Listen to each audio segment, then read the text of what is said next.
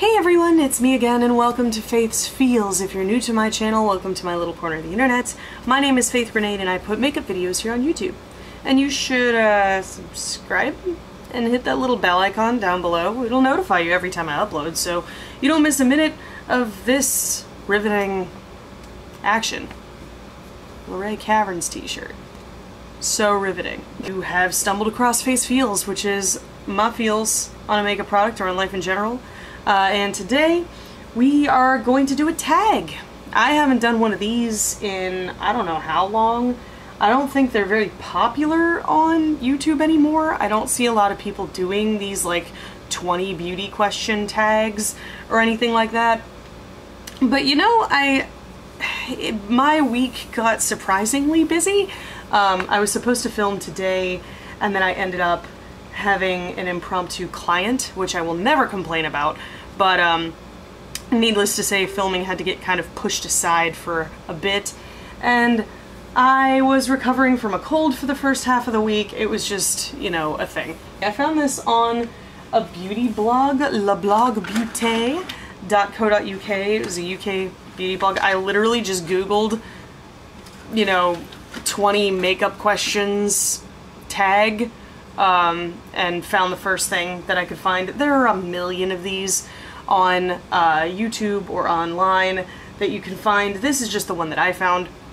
And I'm gonna go question by question and we're gonna see how many of these I can accurately answer. And maybe you'll learn a little bit more about me as a person and as an artist and as a professional. So let's get into it, shall we? The first question, do you remember your first makeup item?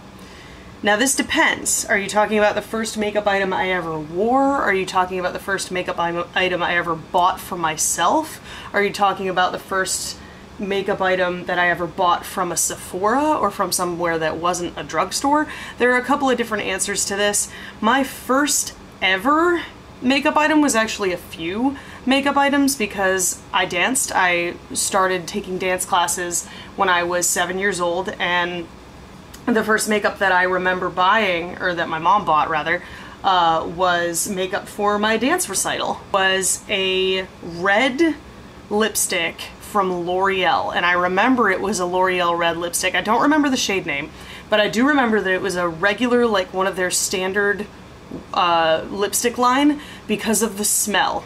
The smell of a L'Oreal, like just the regular L'Oreal lipstick line, is unmistakable. You know what I'm talking about if you've used them.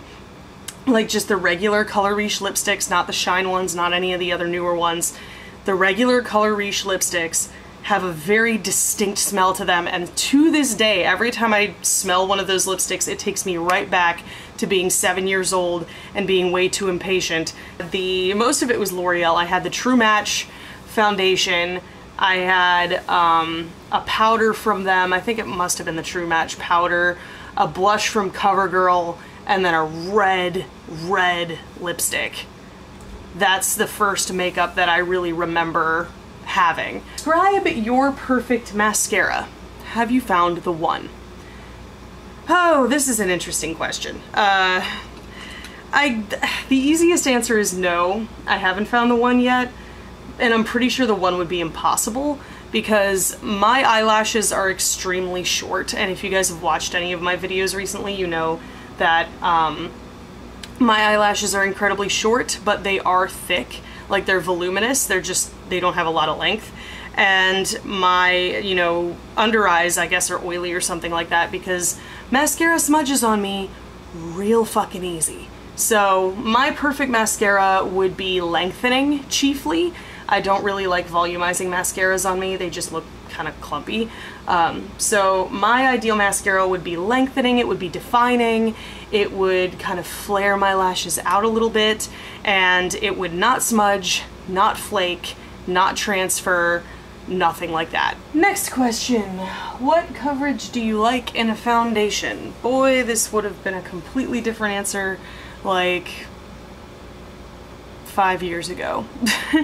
Normally, a lot of you know I used to be a major full coverage foundation junkie. Any full coverage I could get my hands on, I wanted it the fullest of the full because I had a lot to cover up. But then I got into aesthetics as a career and really learned about taking care of my skin. And now I really go after, like, I wouldn't necessarily say sheer, because I still do have rosacea, I still have redness on the sides of my nose here, but like light to medium coverage would be perfectly fine for me. Next question, what is your favorite high-end brand? People, you know, if you know me, or if you have known me for any length of time, you probably already know the answer to this. My favorite high-end brand, like high-end brand by far and away, is Visart. My husband even just said it from across the room. They can do no wrong, in my opinion. Their shadows are amazing. Pretty much everything I've tried from them I've loved. Their eyeshadow primer that just came out is great. Their powder is good. It just, they can't do anything wrong. I have their concealer palettes in my kit. Those are good too. It's just consistently good quality. All handmade in France, all that good bougie shit. But even besides that, it's so good. I have a palette right here. What cosmetics brand are you desperate to try, but haven't yet? I don't know if I would say desperate. I mean, I don't think I'm desperate to try any brand. I'm wanting to test out Charlotte Tilbury because I've like heard a lot of really good things about her brand, but I haven't actually picked anything up from her. Other than that, see, I can't think of them off the top of my head, but I'm sure there's other brands that I've been anxious to try. But a lot of the time, you know, if I really want to try a brand and the price point's within reason, I'll just pick up a few things and I'll try them. You know what I mean? There's not really any brands that I'm like pining for. Favorite drugstore brand? That's harder than favorite high-end brand because, you know, I mean, high-end is where I chiefly shop from. God, I'm gonna sound really bougie, but I found that a lot of particularly drugstore complexion products would break me out or would cause me to have like sensitized reactions, and high-end products tend to be made with better ingredients. They tend to be made more mindfully, so I'm very used to that mindset. So I honestly don't use a ton of drugstore. I do want to use more drugstore stuff, but having the sensitive breakout prone skin that I do, I'm really, really finicky, particularly when it comes to complexion products with what I use on my skin. But if I had to pick like a couple standout brands, it's hard to pick one favorite, but I would say the drugstore brand I use most often would probably be Physicians Formula, just because I use their butter bronzers religiously. You guys know that I use that in almost every, well, forget almost, like every single makeup I do. I use the Physicians Formula butter bronzer. I've made quite a dent in mine, so absolutely Physicians Formula is a standout brand in terms of like cheek products and stuff. I do like Wet n Wild too. I have quite a few things from Wet n Wild. My eyeshadow primer that I use every single time I do my makeup is Wet n Wild, so you know, I have a few bits and pieces here and there, but it's hard to pick like one standout brand that is just like universally amazing. But I would kind of toss it up between those two. Physicians Formula and Wet n Wild are really my two like go-to drugstore brands. Although Makeup Revolution is fantastic too, and I get all my lashes from Ardell and their drugstore, so yay. Do you wear fake eyelashes? Speak of the devil, I do. Every time I put makeup on, I am going to wear fake eyelashes usually, unless it's like a really, really minimal makeup, like back when I was working for someone who required me to wear makeup every day.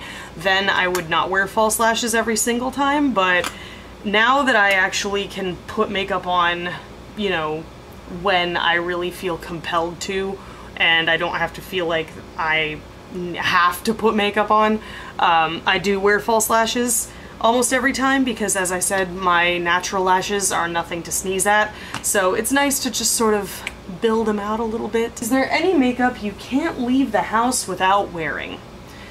Strictly speaking, if you're talking about like makeup, no. I don't wear makeup every day.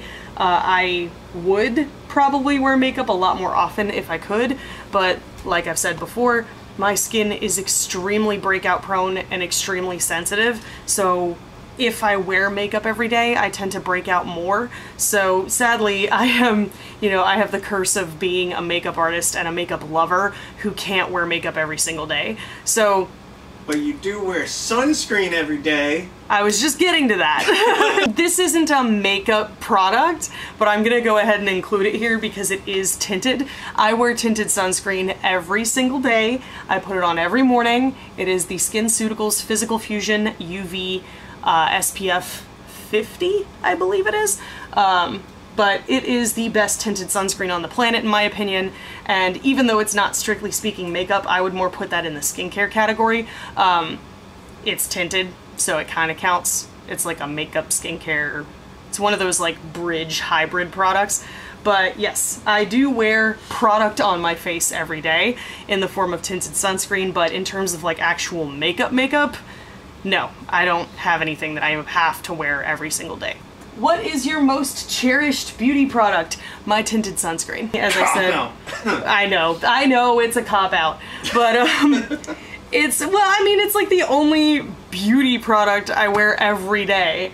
Although if you want to talk about like cherished, like when I hear the word cherished, I think like something that you really wanted and you sought after for a long time, and then you finally got your hands on it and you'll never let it go for anything. For me, that changes depending on the month and depending on what's coming out. My Visart Le Grand Pro palettes, the two larger form palettes that Visart has come out with, I just got volume 2 and oh shitsies. Follow me on Instagram, you'll see all of the looks I create with this dude. Yeah, Le Grand Pro volumes 1 and 2 are definitely among my cherished makeup products just because they were really expensive and they're freaking beautiful and I love them. At least in the short term. I haven't used this palette yet, but I did finally get the Melt Cosmetics Gemini palette. I would call this a cherished item just because I wanted this so badly when it first came out, but I missed the launch and it sold out in like 2.5 seconds, as you all probably know. And it finally came back in stock and I finally got my hands on it. And I'm really excited about it. So in terms of like cherished, in that I had been really seeking it out for a long time, it would probably be this one. Like, I'm very, very happy that this is in my collection now. I even bought another one for my sister for her birthday. We're just building a fort, huh? Hmm? It's a new backdrop. My beautiful backdrop of various and sundry plushies. How often do you buy a makeup product? Oh boy. Well, I guess that depends on the makeup product, doesn't it? Honestly, I go in fits and starts. Before very recently, I hadn't bought really any makeup in months, short of like just replenishing things and like the odd new item or two, but for the most part, I didn't buy anything because I was so focused on work and on trying to get my business off the ground and everything else that was going on in my life that I just, my attention diverted away from makeup for a long time. That, and there wasn't really anything coming out that I was super excited about. So, I mean, once you have a collection as big as mine, that sounds really cocky, but my eyeshadow palette collection is probably over 100 at this point, and once you have as much makeup as I do, it takes a lot more to impress you. Do you know what I mean? It takes a lot more to kind of, it takes a lot more oomph, a lot more pizzazz to really get me hooked and to get me buying something.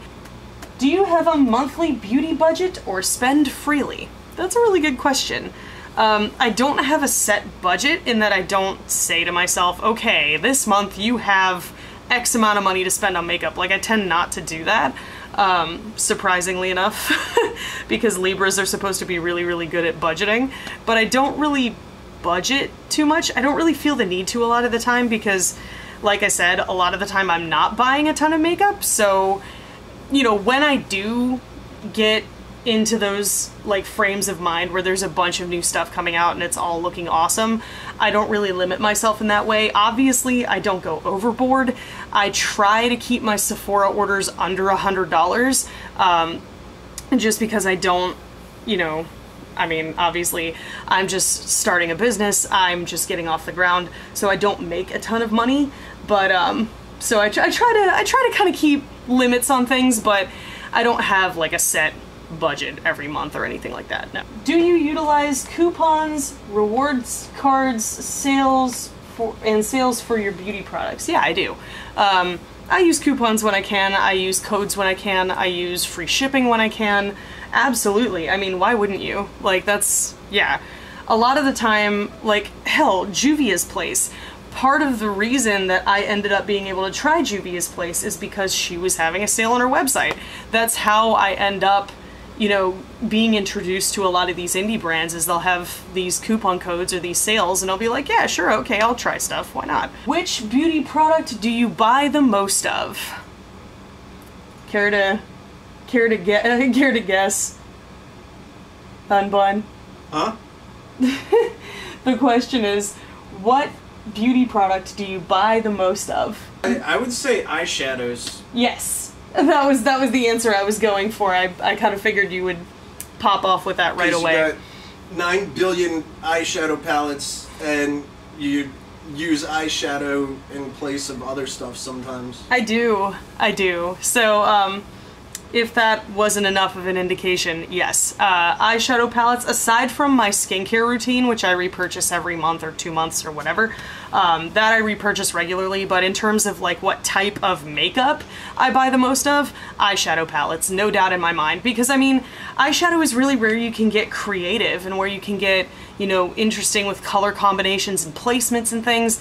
And I use eyeshadow for all kinds of stuff. I, you know, blend it out way the fuck out to my head. I do all kinds of shit with it, so I'm always looking for the next awesome eyeshadow palette. You know, I feel like a bit of a collector. I do kind of collect them a little bit, but I don't collect every single one that's on the market. Is there a brand that you really don't like? I know this is trying to get you to talk about, like, moral constructs of brands, but I'm not gonna do that because, you know, companies aren't people. Just because a company is run by a shitty person doesn't mean that they can't still make a good product, and that's where I pass my judgment 100% of the time. I do try to keep, you know, as ethical as I can, but I'm not gonna sit here and say, oh, Kat Von D isn't vaccinating her child, I'm not gonna buy from her brand anymore, because at the end of the day, like, what difference does it make? Do you know what I mean? It's one of those things where if you wanted to boycott every single company that was run by a shitty person or that was run by a person who's done shitty things, you wouldn't be able to eat, you wouldn't be able to put gas in your car, you wouldn't even be able to own a car. I try to balance my karma from buying and testing makeup by donating my time and donating to charitable causes that I believe in and things like that. In terms of quality, is there a brand that you really don't like? I can't really think of like a single brand that's just like universally bad. I feel like every brand has their diamond in the rough, you know what I mean? Even the shittiest of brands has their good products, so it's hard for me to say like, this brand is entirely shitty, because there is no brand that is entirely shitty. There's a few brands that I haven't really found like those gem products from yet, but yeah, I can't really think of anything. Do you avoid certain ingredients in cosmetics like paraffins or sulfates? I do. I'm a licensed esthetician, so I know that, you know, the ingredients that are in the products that you put on your skin matter. I do not avoid parabens because parabens, in the grand scheme of things, are not harmful. You know, people said that parabens were super bad because they were estrogenic, but in the grand scheme of how many estrogenic compounds we're exposed to, parabens are the least of your problems. So no, I'm fine with using parabens. Sulfates I do avoid, like sodium lauryl sulfate and sodium laureth sulfate. I know those are bad for the skin, so I avoid those. I also avoid sodium chloride, because sodium chloride in foundations and concealers, you find it a lot. It's in a lot of Too Faced foundations and concealers. You find it in a lot of complexion products, and sodium chloride breaks me out horribly.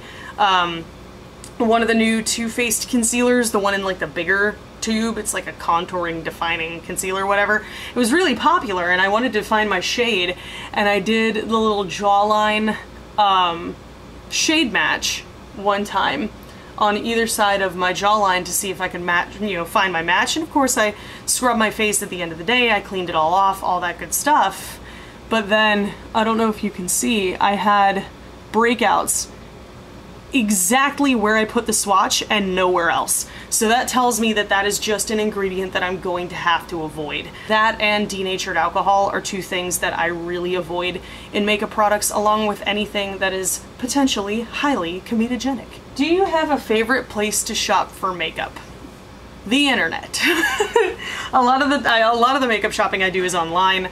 But in terms of like brick and mortar stores, yes, Ulta is probably my go-to for makeup shopping, just because they have a lot of different brands in one place, and their rewards program is fantastic. But hell yeah, I'm gonna hit up a Sephora every time I go into a mall, duh.